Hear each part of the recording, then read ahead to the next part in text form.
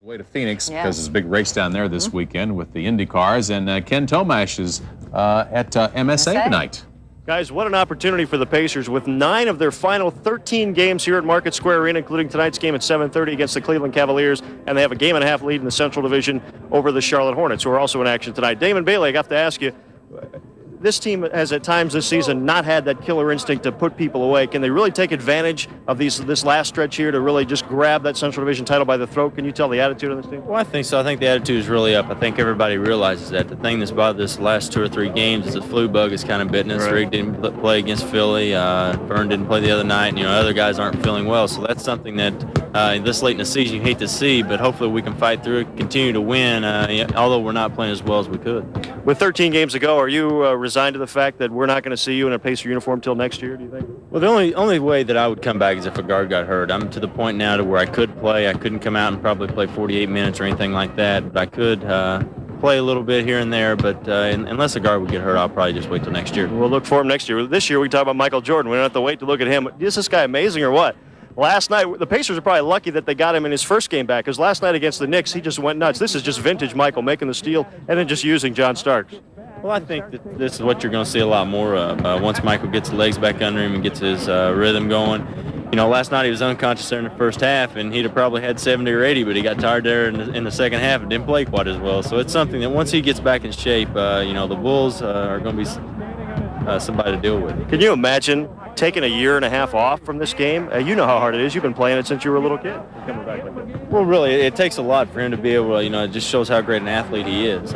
It's something that hopefully I'm going to be able to prove once I do come back, because I'm going to be laying off a year here. So it's something that, I think you let your mind relax, you get away from the game a little bit, and let your body become fresh again. You can come back at 100%. Great dish there to win it to Bill Wennington. Now, I asked you earlier off camera about the Final Four. We'll check back with you on Friday on that, because you really haven't made up your mind. You might think that Larry Brown has some mixed emotions about the Final Four. After all, he went to Carolina and coached UCLA to the final game right here at Market Square Arena in 1980, but Larry says, no conflict at all.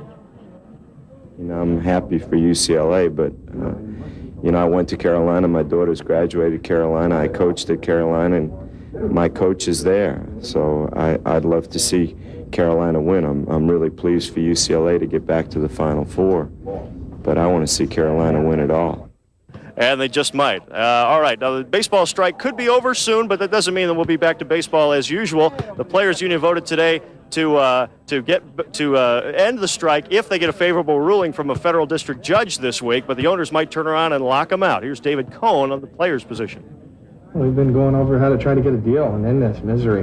The players are going to try to do everything they can to try to get a deal this weekend. What do you think the chances are? How would you rate it? I mean, you've been through all of this so many times. I'm not sure. I've gotten my hopes up before, and I don't want to be let down again. But the players are taking this very seriously, and opening day is right upon us. So players certainly want to get this done. Yeah, opening night is Sunday night. The Reds open up against the Cubs Monday afternoon in Cincinnati. Craig Erickson, the quarterback of the Tampa Bay Buccaneers, who's a free agent, was supposed to come to town today to talk to the Colts. He backed out at the last minute because he just doesn't think they're going to be able to get a deal done. If, as he's a restricted free agent, the Colts would have to give up a #1 draft pick to the Bucs if they were to sign him. They're still trying to work out a trade. Now, on Friday, the Pacers and the Nuggets are going to wear throwback uniforms here at Market Square Arena. David, if you could show us these. Now, these are from 1974-75, their first year in this building. That's really nice. Remember? Oh, whose is this one? Oh, this is Danny Roundfield's jersey, a big star. The Nuggets are going to wear them too, and you can come out and see the Pacers in these. No, folks, they did not opt for the shorts from 1974 that were quite a bit shorter.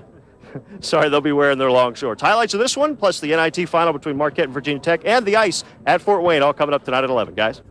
Yeah, it looks so funny, it looks so strange.